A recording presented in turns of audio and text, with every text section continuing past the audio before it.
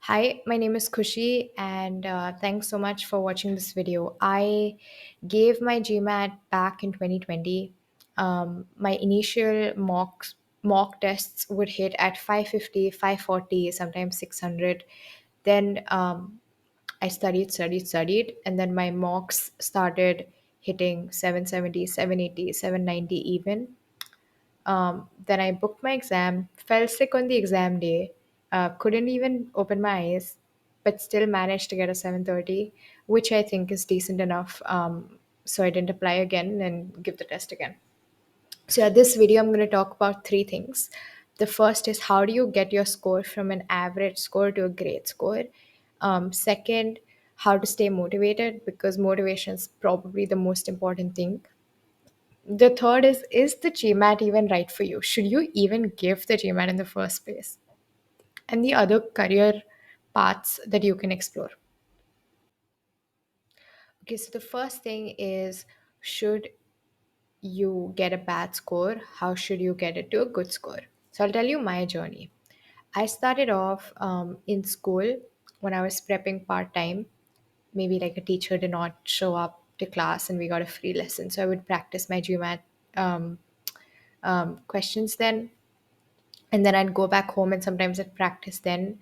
But or maybe between my internship and my college hours that got over, I would do it. So yeah, I didn't have a lot. I did not put like a full time effort into my GMAT prep, and that's why I started getting these pathetic scores.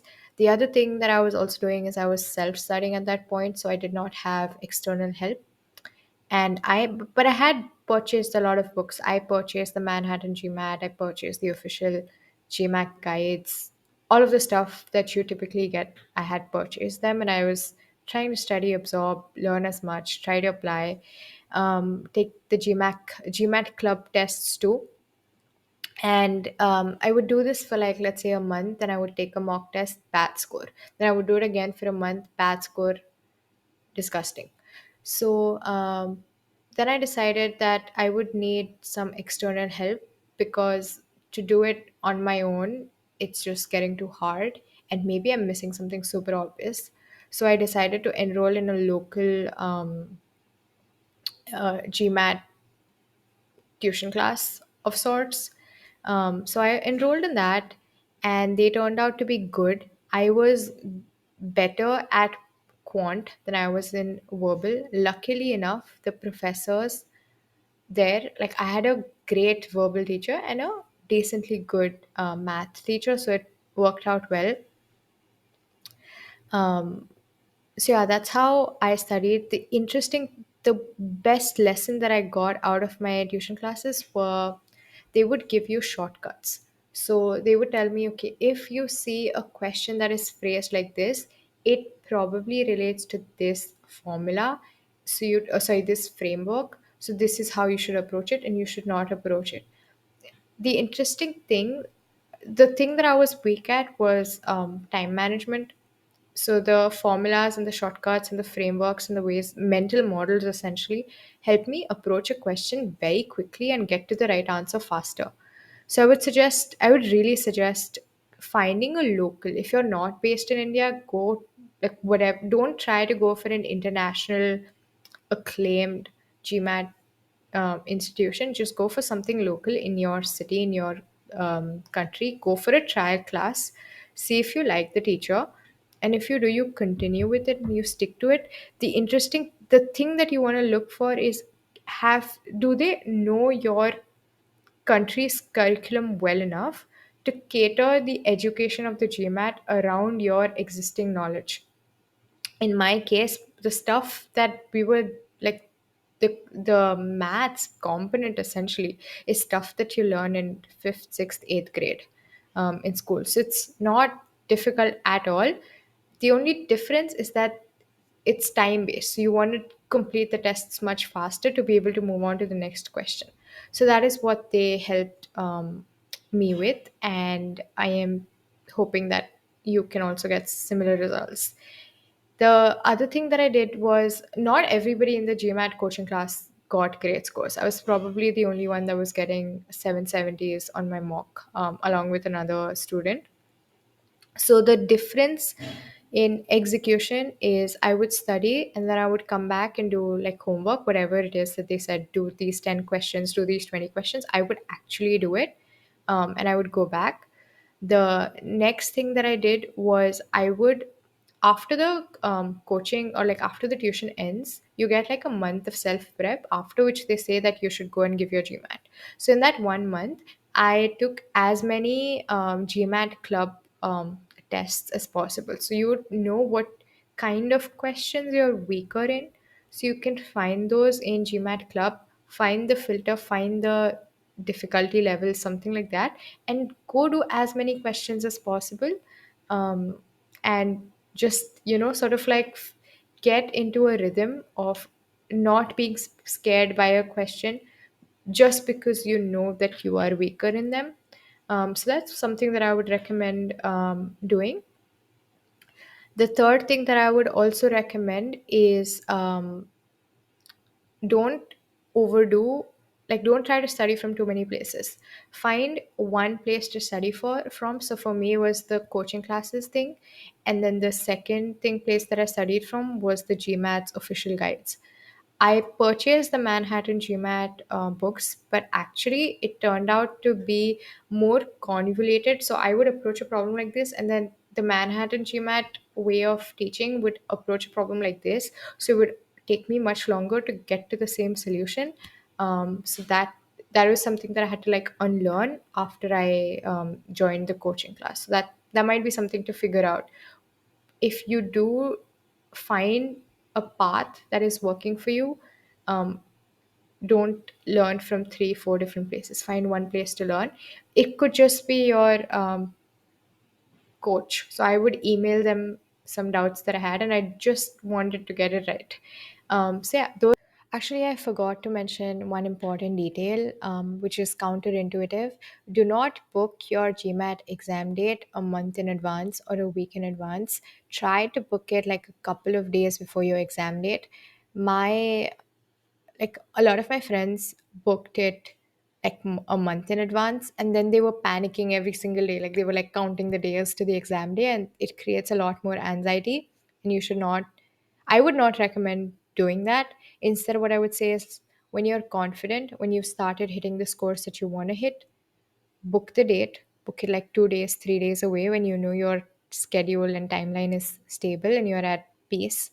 Book it then, and make sure your name on the passport and the documentation is right, because I made that mistake and I was freaking out that they wouldn't let me enter, and I had the worst fever of my entire life. Couldn't open my eyes and I still had to give the exam. But yeah, I would say that try to book it as close to the exam date as possible, and do it only when you're fully ready. Do not book it before that. Okay. Man, I keep forgetting stuff. So one more thing that you want to do is, before my GMAT exam dates and my completion of my coaching class, so we had this self prep time. I was still not able to get my GMAT scores as high enough as I would like. And I did a lot of like debugging, and I asked someone, and I tried to understand like what was going wrong. And finally, it was revealed that I was an overthinker. Surprise. So what I was doing is, I would first select an answer, and I would select another answer. After that, I would get confused. Two answers, both of them can be right. I'd first select one, get confused, and select the other one. And the other one was always wrong. And the first one that I would select would always be right. So I finally figured out not to overthink. Sometimes you want to trust your gut and move forward with it. In your case, if you still can't hit those scores, then maybe try to like debug what is going on. What were your first thoughts? What did you think the first answer was it right? Was the second answer right? Are you an underthinker? Like, try to figure out what your weaknesses in behavior are. So yeah, those are my tips on how to essentially get your score from a bad score to a decently good score. The next thing that I would talk about is motivation. Motivation to me is a very slippery slope. You can it's very hard to be motivated for an extended period of time. So you have to trick, like at least for me, I had to trick my brain into believing that this is something that I want to do. And if I do not want to do something, then I will not do it, no matter what.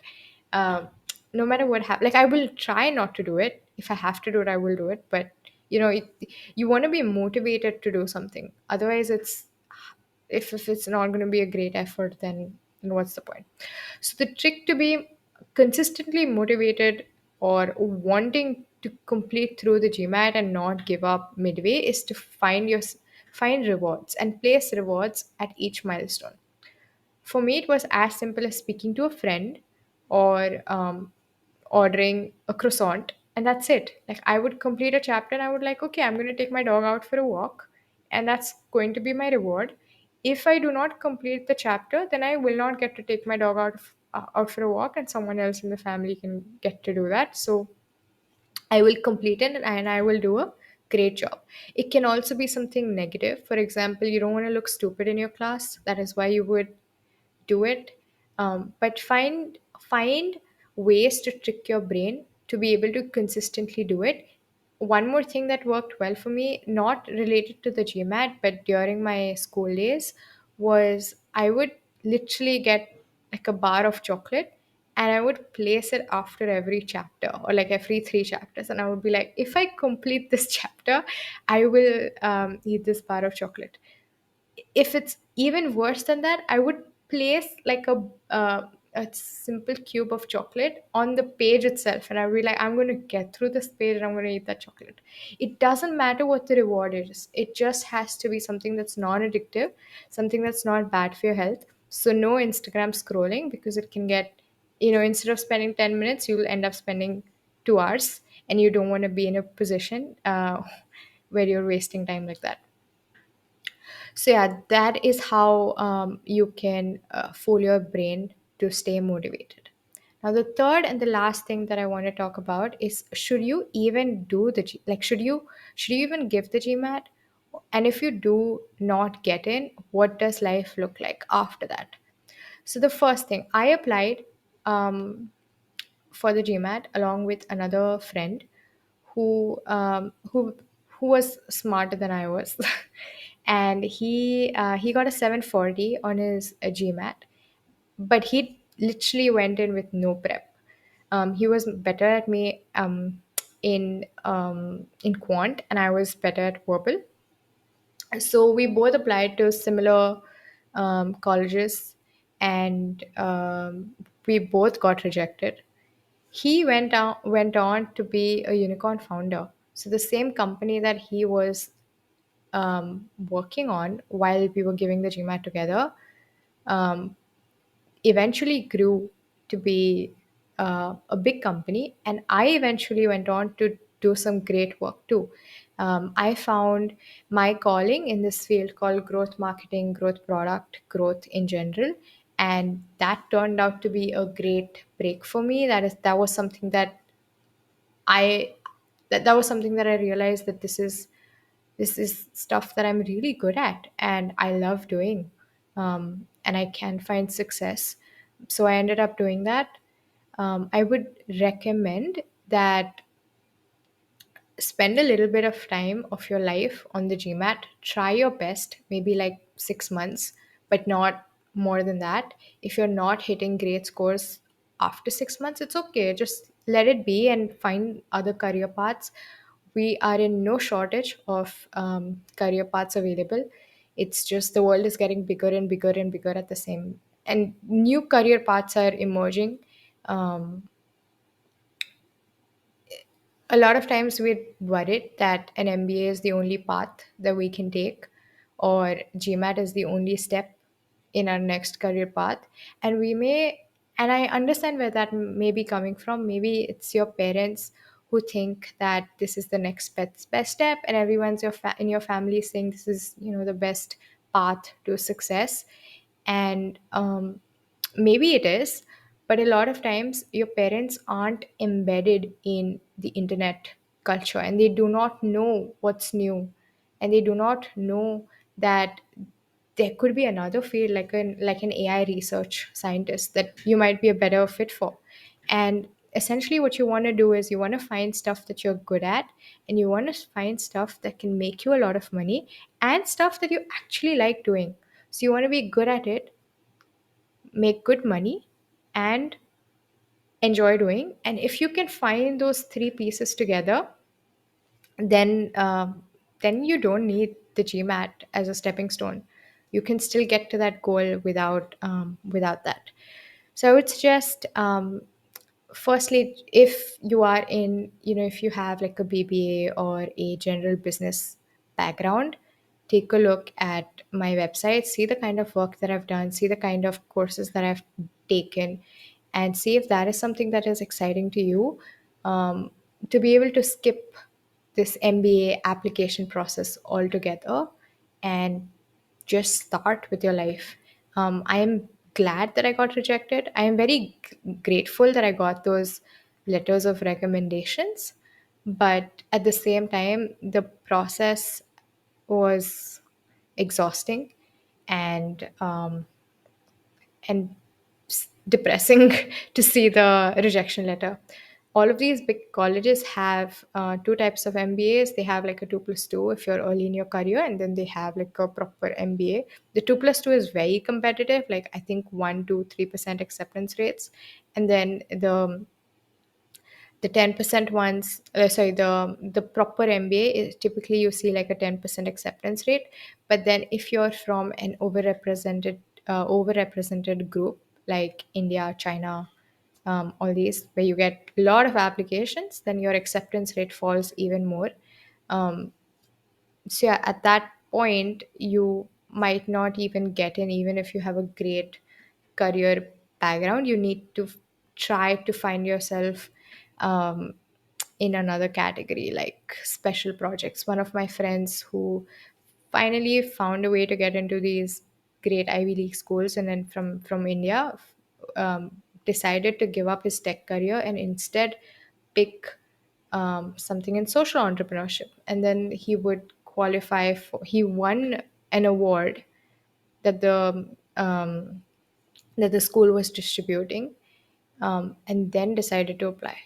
So it was kind of like reverse. You first want to find a special path ahead rather than being in an oversaturated group. So yeah, I hope this helps. This is how I figured out how to get a good GMAT score, what my life looked like after that, and whether I would still recommend people to do it or not. See you.